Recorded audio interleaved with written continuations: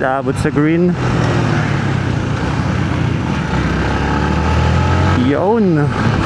So what's up and welcome back sa ating channel mga idol. So for this video, magpapalit tayo ng upuan itong ating Sniper 150. Oh, sarap ng bangking ha. Pero bago tayo magpalit, punta muna tayo dito sa Inco. Bibili ako ng tacker. Ay, sarado, gagi. Bukas. Bukas, bibili tayo ng pantak sa upuan. Alright. Inco Kalamba. Yan guys, oh. Sira na yung seat cover natin eh. Nginat-ngat ng nakalmot yata ang pusa. So yun mga idol, wala daw silang woodpecker. Mabilis daw maubos eh. Sa lipat muna tayo dito. Wilcon. Mahal dito eh. Kaya lang check natin.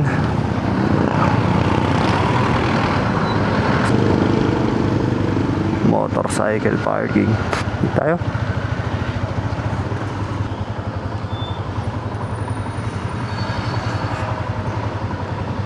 Yes.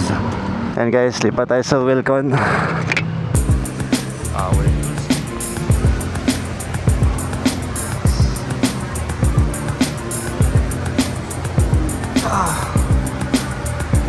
Kaya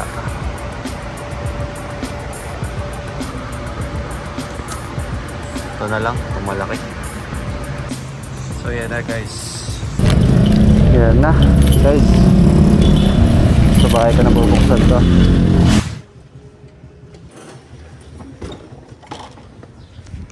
Alright, so yan na guys. Tanggalin muna natin itong upuan. Buksan muna natin syempre. Yan, tapos tanggalin natin itong isa 4.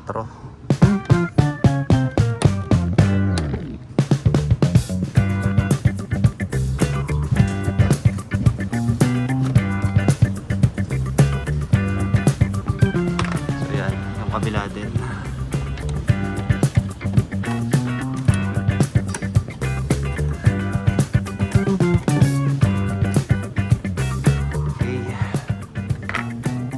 Tapos iangat natin tong cover na to.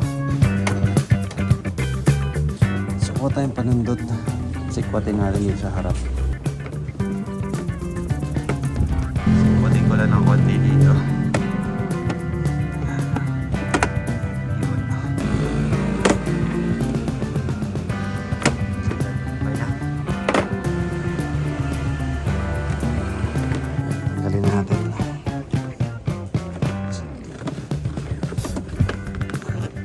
Din sa ilalim ng buwan. Yan. Okay. So next step ay tanggalin natin itong pin dito sa upuan. So yan, pagtanggal natin at malalaglag na to. Alright, so yan lang guys. Yan lang kadali tanggalin yung upuan natin. So yan yung current upuan natin. May mga pusa kasi dito eh. Baka nakakalmot minsan. Saka matagal na rin naman to. So palitan natin siya. Right. Okay, game na. Tools na gamitin natin. Pliers, pantanggal ng mga stapler na luma, saka screwdriver sakaling mahirap panungkit. Saka yung bilhin natin take ako. So yun, i-bill natin kasi may iba pa tayong paggagamitan nito eh. Buksan na natin. Nasa isip ko baka hindi niya kayanin itong plastic ng upuan pag yung mumurahin. Alright, so yan na. Karga natin yung bala. So yung ano ko guys is 10mm. So tingnan natin. Yung nakakabit ay actually 10 din yung nakakabit, so sakto lang yung pamalit natin. Karga na natin to. Tapos sample tayo. Okay, testing. Yun. Solid. Lakas. So mamaya testing natin dito. Dapat bumaon yan. Okay guys, so first step, tanggalin mo natin tong luma. Screwdriver gamitin natin. Wala tayo nung pantanggal talaga eh.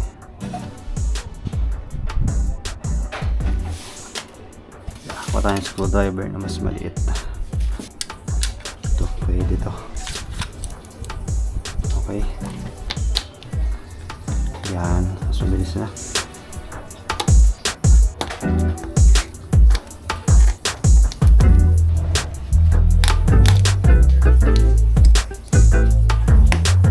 Ito pala, medyo mahirap, malalim. Dito muna tayo sa kabila.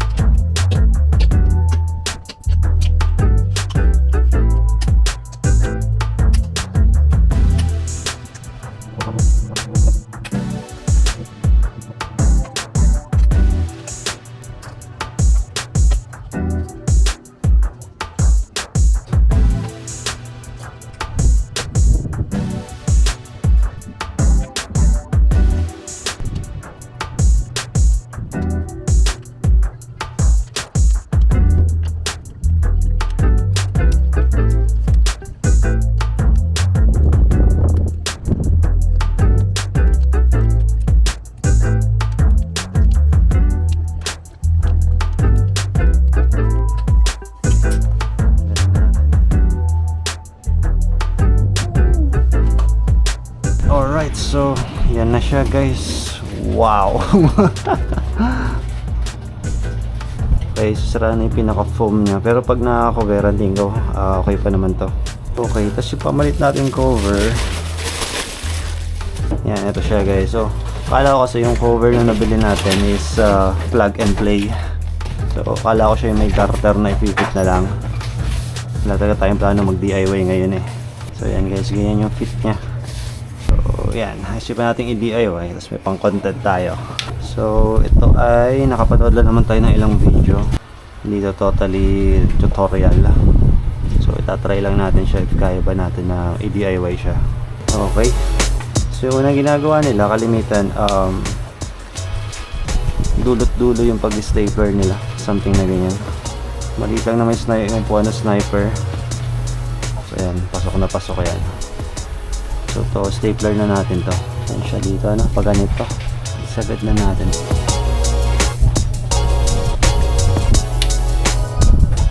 Isa. Tigas ah. Dalawa. Tatlo. Okay. So yan. Alright, so gawin natin yung lamesa itong tools tsaka to. Yan. So yung ginagawa nila, dulot-dulo muna. Hapitin natin ng konti. So dito tayo sa pinakagitna muna. Dalawa.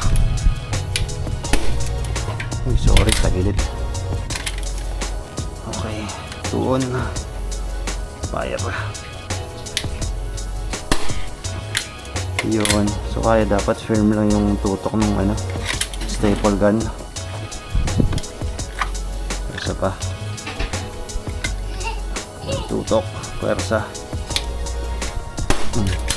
Yun, nice. At guys, so yan yung itsura niya guys. So kailangan natin hapitin to para gumanda yung fit niya. So, kailangan siya atakin dito tsaka dito. Tsagain natin konti-konti. Mas matyaga, mas maganda.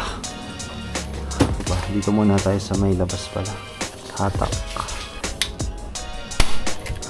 Yan. Isa pa.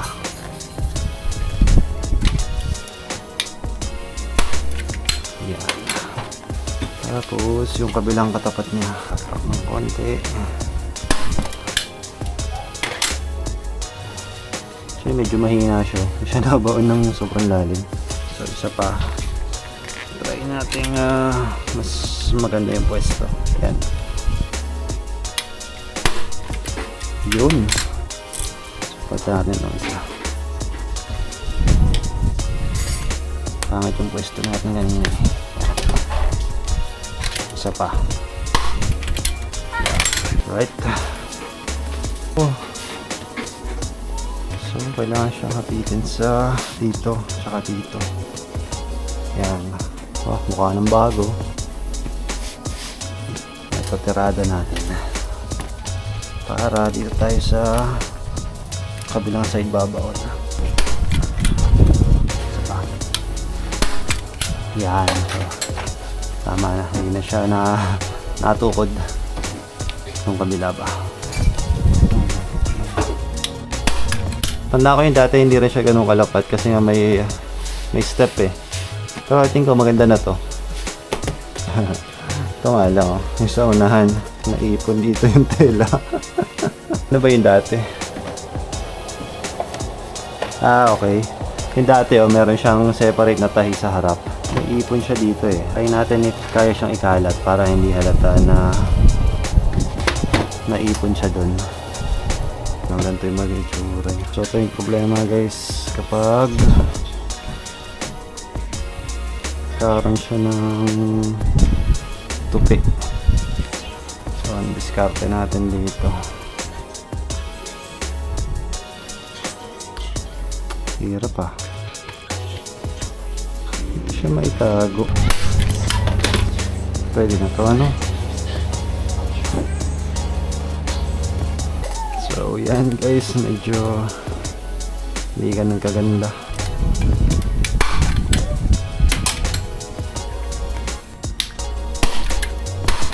Gupitan natin siya dito guys. Para may ayos natin itong yan. Sa kabila pa.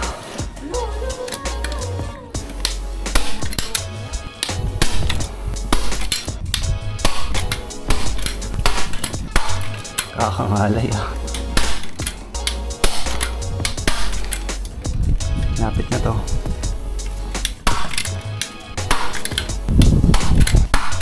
Ito.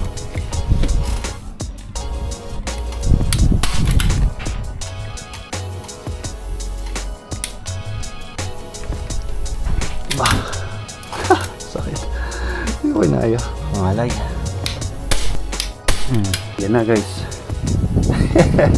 Hindi ganun kaganda yung gawa yun.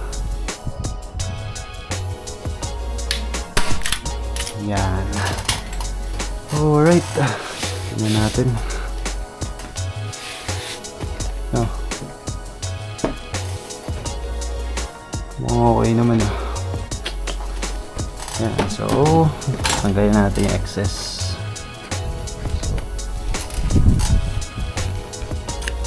Tapusin lang natin to para maikabit na natin.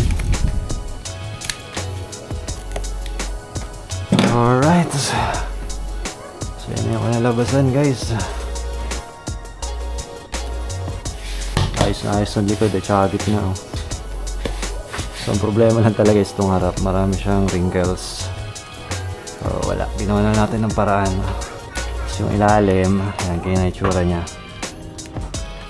Hindi kagandahan pero hindi naman kita na yan eh. Alright, so overall DIY, I think okay na to.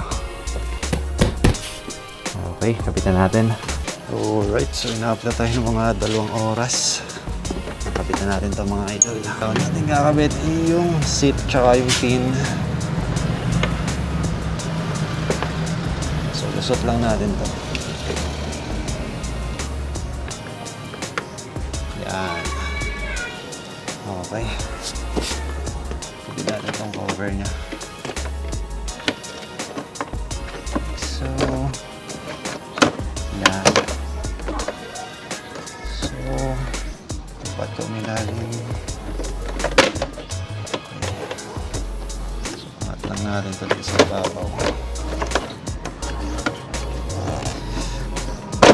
Yan. Right sa ibabaw, likod sa ibabaw. Okay, tapos pasok muna natin ito. Yan.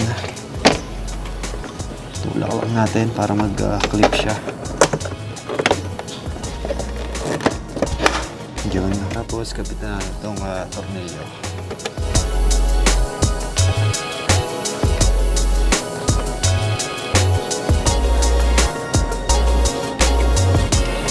Tsaka yung kabila.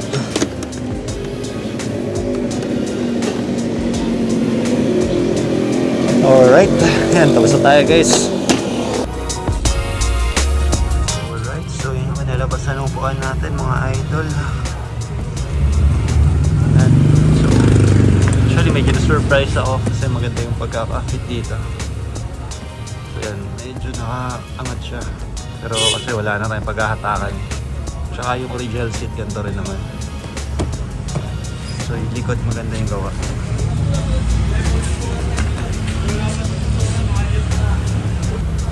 Karoon tama sa pagkakapatong natin.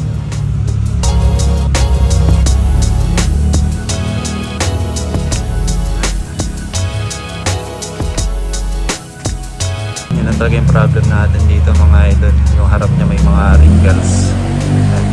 So kung may advice kayo para dito, please comment down below. Yan. So yun lang. End natin yung video. So thanks for watching and please subscribe mga idol.